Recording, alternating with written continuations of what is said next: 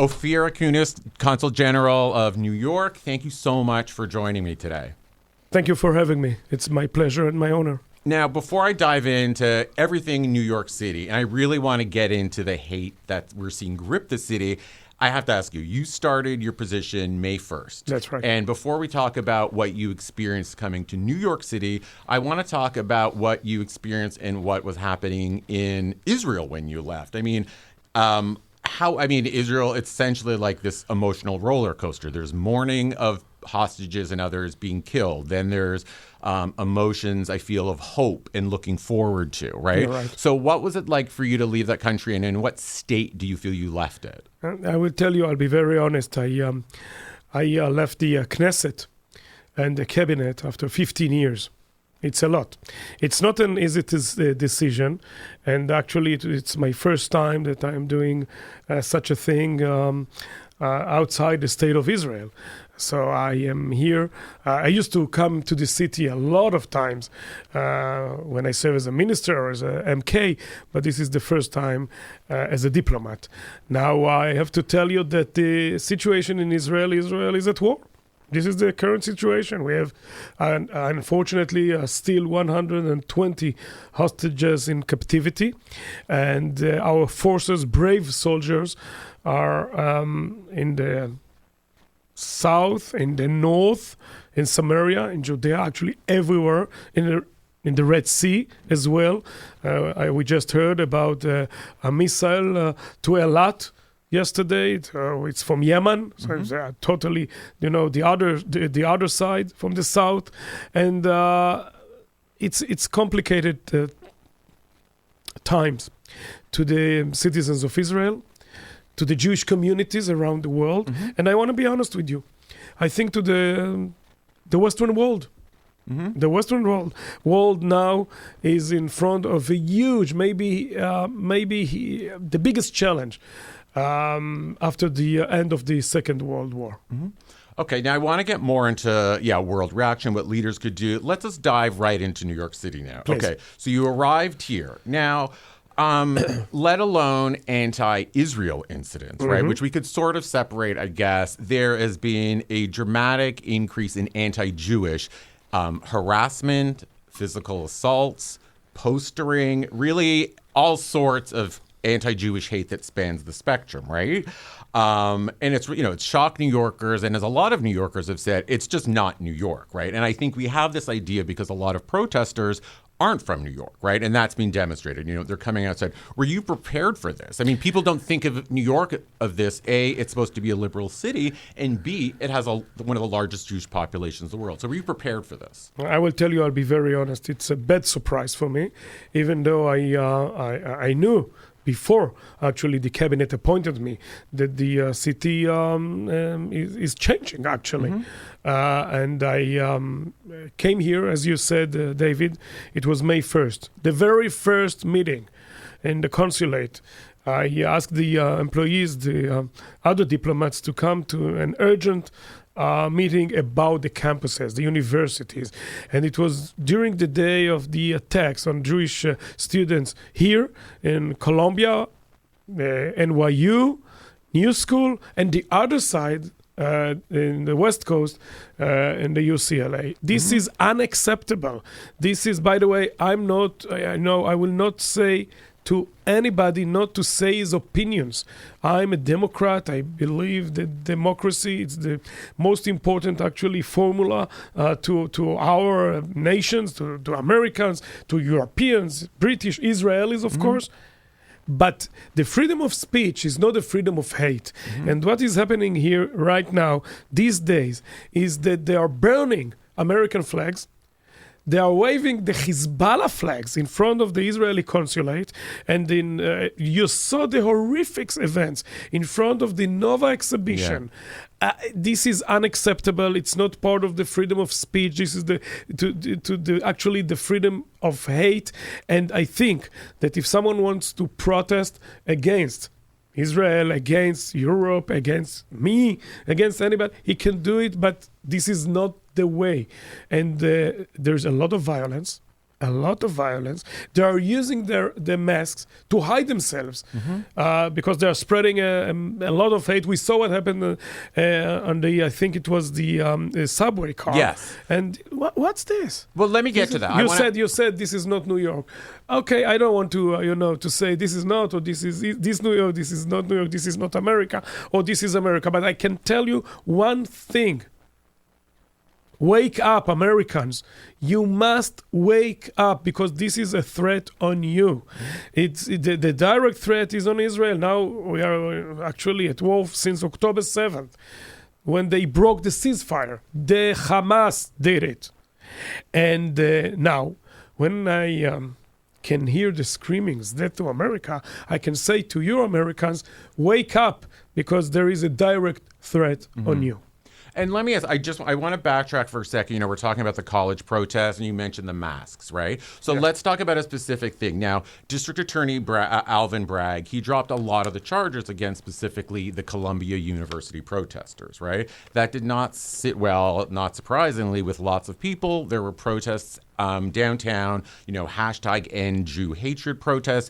What do you think about that decision to drop the charges against these protesters? I mean, what sort of message is that sending to these people, we're thinking maybe they're students, when school resumes in September? I will tell you two things. First of all, it was a mistake because he can see the pictures, he can hear the voices, and first of all, that was a big mistake, and I'm very sorry about it. About the, in general, I think, and I talked with the mayor, I talked with the governor, I talked with the senators, with congressmen, congresswomen. I'm talking with the communities. We can't be silent. We can't see these horrific pictures and remain silent. You know why?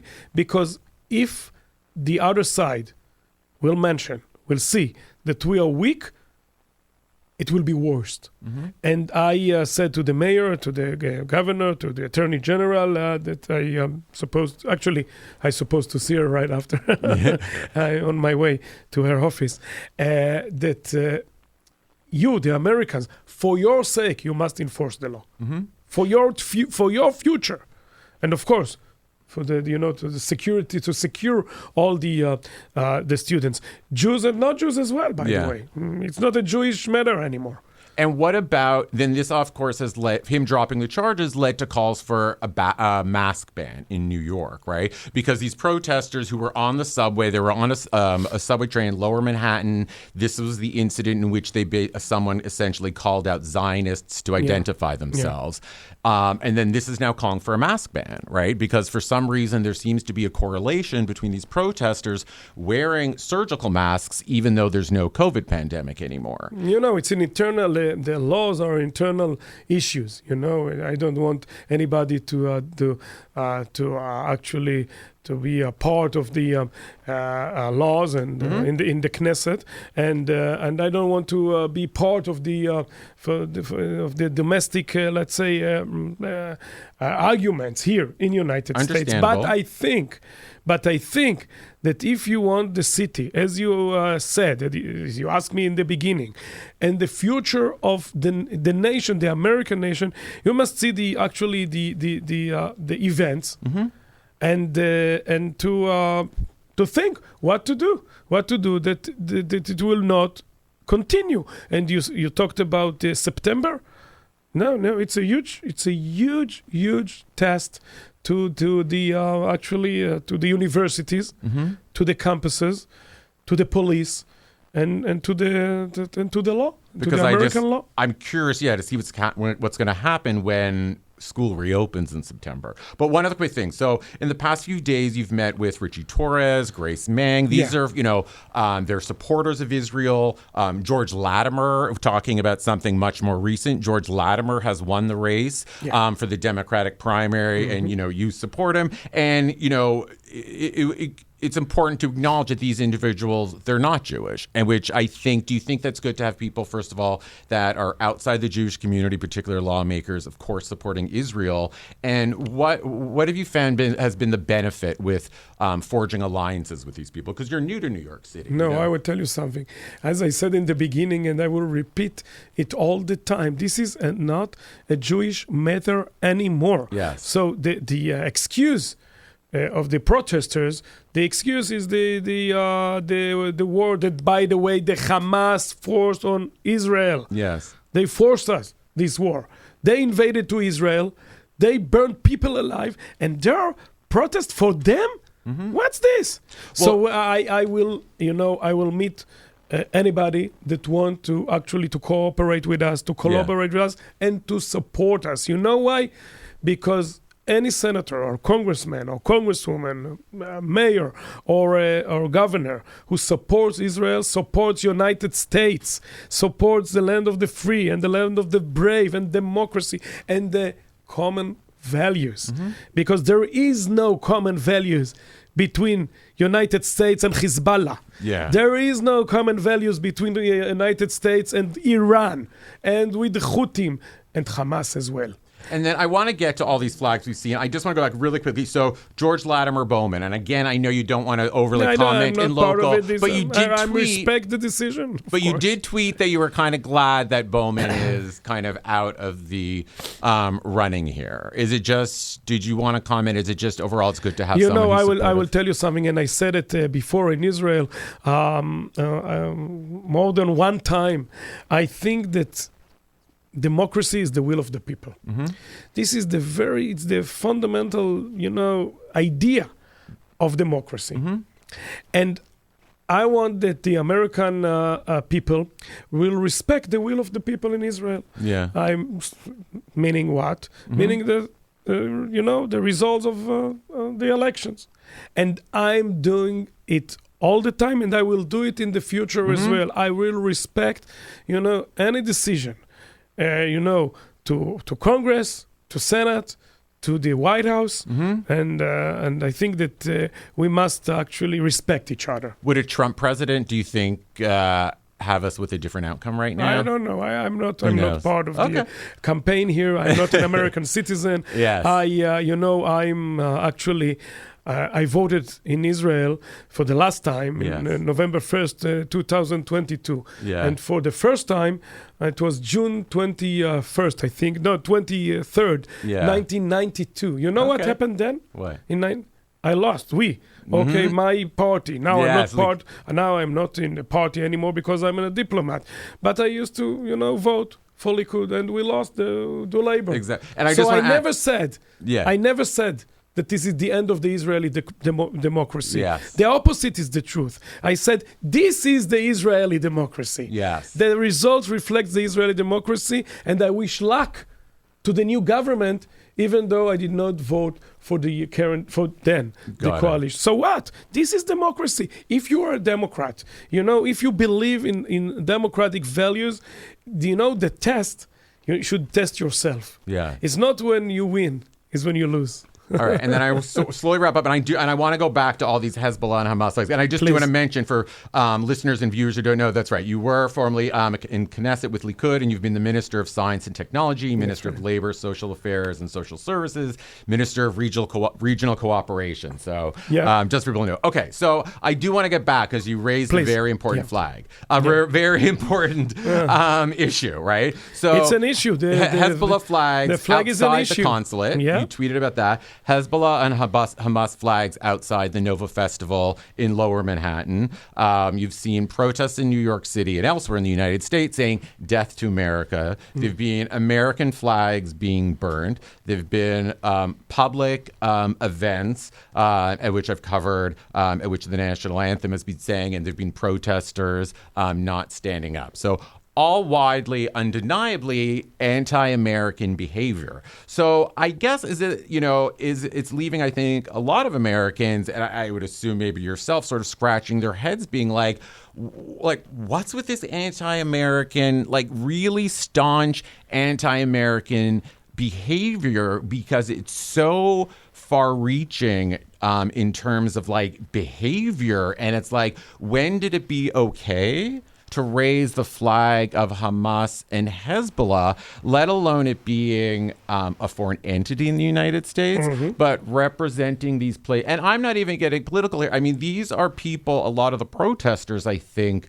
would tend to skew left of center, right? I think we could sort of agree when we see the protesters, yet a lot of the groups that they're aligning themselves are not progressive towards women, are not progressive towards the LGBT community. So I just, when you see, like, are you understanding it? I just kind of want an answer to this. Like, what's going on here? Yeah, I know. It's a very good question. And I think that the American people should ask themselves if they can see in the future the flags. That was only the beginning.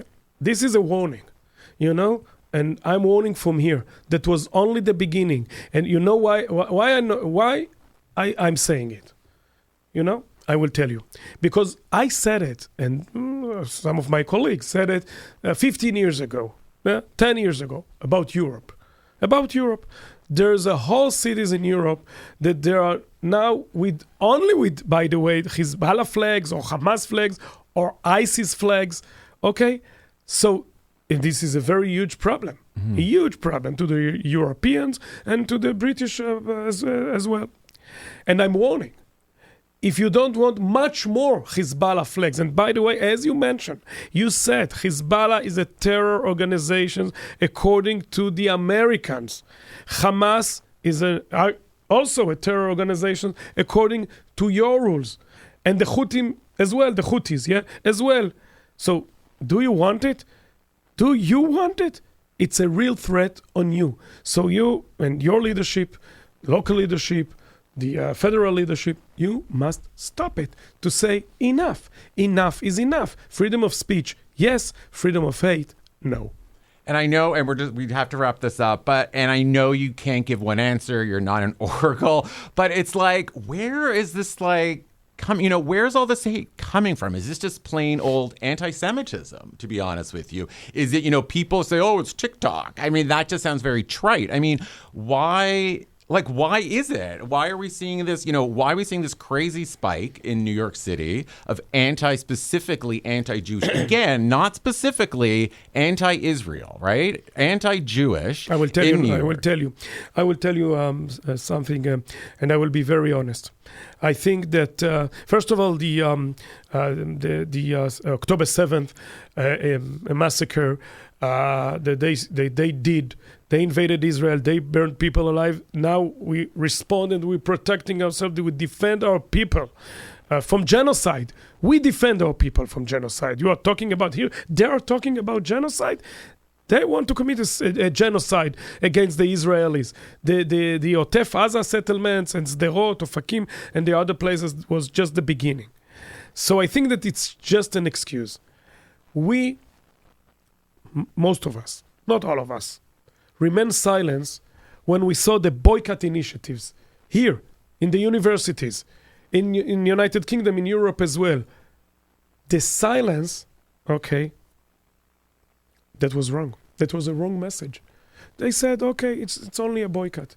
And I can remember my late grandmother stories from Europe during the 30s. Fascist regime declared that they said, we want to destroy the Jewish people. We want to kill all of them. And nothing happened. Nothing happened. All around the world. Nothing. Then they burned books. Then they burned synagogues. The Kristallnacht. By the way, it was very close to Kristallnacht in the beginning of May here. Mm-hmm. I saw the pictures from Colombia and from New School and other places. That was very close to Kristallnacht, to this horrific night in Germany in 1938. And then they burned people.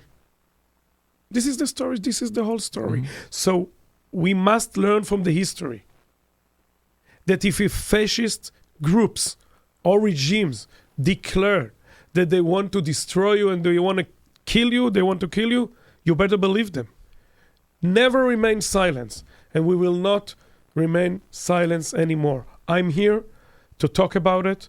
I'm doing it almost every day among the Jewish communities and non-Jewish communities, as you mentioned, Jewish leaders and non-Jewish leaders, whoever wants to hear that.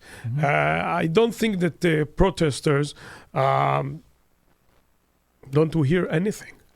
They just want anarchy. They just want to destroy. They want to delete the state of Israel out of the map. And we will stand united and strong.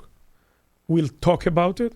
We'll struggle for the truth, because the truth is much stronger than their lies. And it's all lies.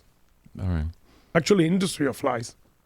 All right. Industry of lies. And as we wrap this up, our time is up, but just to end on a positive, what, if you just had to say in a few sentences, what can New Yorkers do just to cope with the hate and just, build it? Like, what can the average New Yorker do to sort of combat this hate we're seeing? To stand in front of them, not to remain silent, not to say, okay, it's nothing, it's a small group, they are very, it's an extreme group or extreme people. No, stand in front of them and say to them, you are wrong, you are liars, stop it. We are with Israel. We are standing with Israel. We will keep stand with Israel and with the Jewish communities, because we have a lot of common things or common values together that we are shared together. And we don't want to hear your lies anymore. And stop with your lies. Stop with your violence. If you want to say a few words about policy, you can say whatever you want, but not be violence anymore. Don't use your mask and don't hide. Because they're hiding, actually, let's say, they are hiding themselves because they know that they are lying. That's the reason.